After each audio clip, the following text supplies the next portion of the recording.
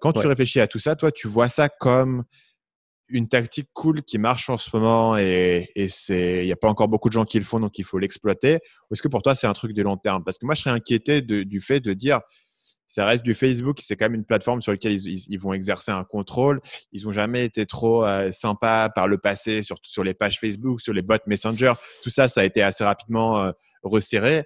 Là, essentiellement, sur WhatsApp, ce que tu fais, c'est contourner euh, la politique de notification qui fait que tu passes par un canal où les gens ont des notifications alors que au final, tu aurais pu mettre le même contenu sur Twitter, Mm. mais sauf que les gens ne l'auraient pas vu. Donc, est-ce que tu vois ça? Comment est-ce que tu réfléchis d'un point de vue stratégique? Est-ce que c'est quelque chose sur lequel c'est un complément cool pour faire des ventes sur le court terme? Est-ce que c'est quelque chose sur lequel tu penses que quelqu'un pourrait construire un business sur le long terme? Ça serait quoi ton évaluation? Alors, pour ma part, je le considère comme un side, un projet de côté, c'est un side project, c'est-à-dire c'est un truc en plus. Mhm. Les amis entrepreneurs qui l'ont aussi utilisé comme un truc en plus.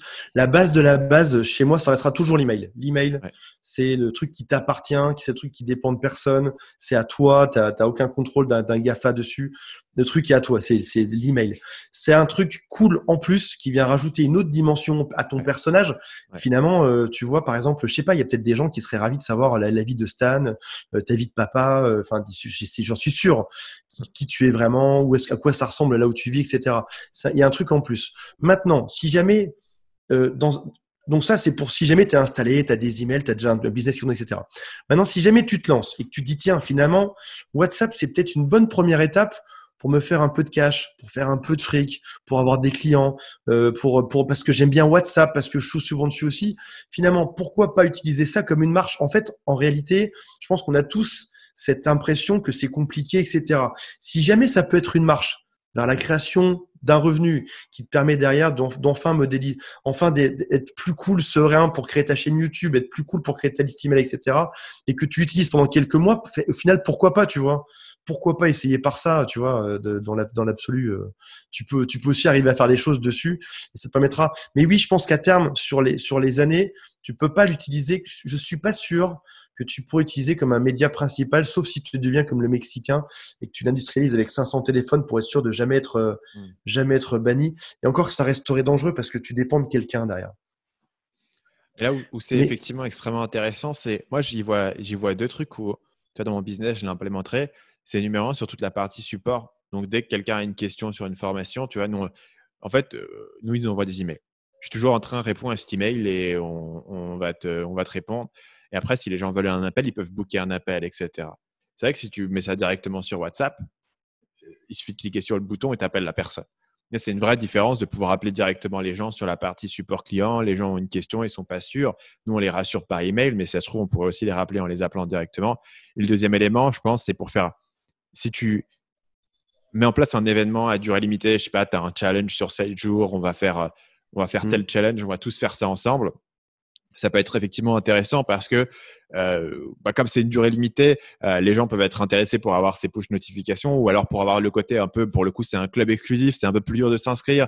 Il faut mettre son WhatsApp, c'est une plateforme qui est différente, c'est pas accessible à tout le monde, c'est pas comme du Instagram, du Twitter, il y a un côté un peu exclusif qui peut du coup, tu peux assumer que c'est du court terme et que ça va durer X temps, effectivement pour un lancement ou sur un élément d'événementiel. Et là, c'est vrai que ça ajoute effectivement une autre dimension à de l'email, où l'email, c'est vraiment aujourd'hui, il y a pas de côté privé sur de l'email. Tu n'as pas l'impression que ce qu'on t'envoie, c'est un truc qui est accessible à peu de gens. Alors qu'en fait, concrètement, sur WhatsApp, enfin, en tout cas dans mon cas, s'il n'y a que 250 personnes qui le reçoivent, c'est un truc assez privé. Tu vois, même mon forum privé, il y a plus de gens qui voient ce que je poste dessus que ça. Donc effectivement, il y a ça donne des idées, tu vois, de structurer des campagnes un petit peu différentes, de le mettre peut-être en parallèle. c'est un Et lien comme qui pour le bot est très Messenger. différent. Ouais, Ouais. C'est un lien qui est très différent. Déjà, ça équivaut à 17, tu vois, 17 emails. ouais. C'est un lien. T'as créé. Enfin, moi, j'ai des gens qui m'ont envoyé des cadeaux par la poste, des gens qui sont venus, qui ont voulu venir me voir, etc. C'est un lien qui est plus fort que Facebook. C'est un lien qui est plus fort que les emails. C'est un lien qui est plus fort que les forums. Tu crées. En fait, tu arrives dans la famille de la personne. Dans Facebook, dans WhatsApp aujourd'hui, tu as tes copains et ta famille. Tu arrives dedans, en fait. Tu es entre les copains et la grand-mère, tu vois.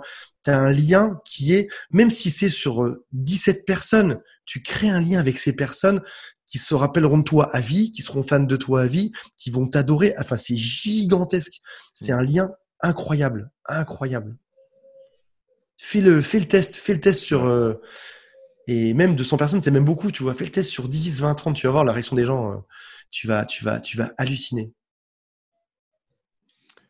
Effectivement, c'est vraiment intéressant. Et toutes ces idées-là de renforcer en fait ce contact plus immédiat avec les gens, c'est un truc sur lequel je bosse vachement. Et c'est un élément, c'est un vrai truc qu'on a gagné avec l'équipe, si tu veux, parce que à mesure que mon audience grossissait, moi j'ai été obligé de plus en plus de mettre une barrière parce que sinon je m'en sortais pas, tu vois, sur le nombre d'emails, etc. que je recevais. Donc je répondais à tous mes emails, mais j'y passais un temps fou. Alors de là, tu vois, à me dire, je vais inciter les gens à me répondre à un message WhatsApp, c'était tendu. Mais c'est vrai qu'aujourd'hui, tu vois, soit quand tu démarres parce que tu veux le plus d'interactions possible et quand tu démarres, c'est une erreur énorme de vouloir faire de l'automatique. Soit quand tu as passé ce cap et que tu commences à avoir une équipe où tu dis certes, ça va prendre plus de gens et plus d'efforts et plus de temps de répondre à tout le monde. Mais d'un autre côté, le jeu en vaut la chandelle et c'est un investissement qu'on a envie de faire sur le support client, accompagner les gens et les accompagner pas avec un support sous-traité qui ne connaît pas ton produit, mais avec une personne qui est ultra formée sur ce que tu fais et qui peut vraiment les aider. Un exemple concret. Alors ça nous arrive 2-3 fois par semaine. La personne commande une formation et 2-3 fois par semaine, elle se trompe dans son email. Elle tape pas Gmail, mais glmai.com. Tu vois. Ouais. Elle commande, elle paye la somme de la formation et elle se trompe. Ça arrive, tu vois. Et là, catastrophe, elle veut se connecter dans la zone membre et ça marche pas. Elle vient de te faire confiance, elle a écouté ton pitch de vente, elle est à fond, elle veut son truc. Déception. Jusqu'à ce qu'on mette la petite pastille WhatsApp sur le truc. L'expérience était horrible. Elle devait retrouver ton email quelque part, donc the mailing, ce qui tombe dans le SAV d'une personne qui lit ses emails qu'une fois par jour, qui va le traiter pour le lendemain parce que le client ne le lit aussi que le lendemain, du coup, son email. 48 heures pendant lesquelles elle te déteste, elle s'en veut. Si ça se trouve, il n'y a pas de site, c'est une arnaque. En fait, elle tourne dans sa tête, il y a tout qui se passe, t'es un bouffon. Elle veut s'énerver, la personne avec qui parler. Depuis qu'elle a pastille, elle revient 3 coups en arrière ou même sur chaque page, ça l'est quasiment. Un petit message, coucou, mon accès marche pas. Elle a une réponse en 1 seconde. Ah, il doit y avoir un souci. Et la personne, non seulement elle est contente qu'on ait réparé sa commande, et en plus on passe pour des putains de héros d'avoir résolu son problème en 8 secondes. Elle en repart. Donc au niveau de l'expérience client, elle fait waouh.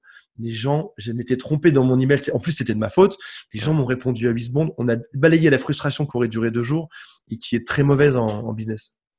Et ça, du coup, tu utilises quoi? Tu utilises un outil de chat ou tu utilises directement le WhatsApp sur toutes les pages?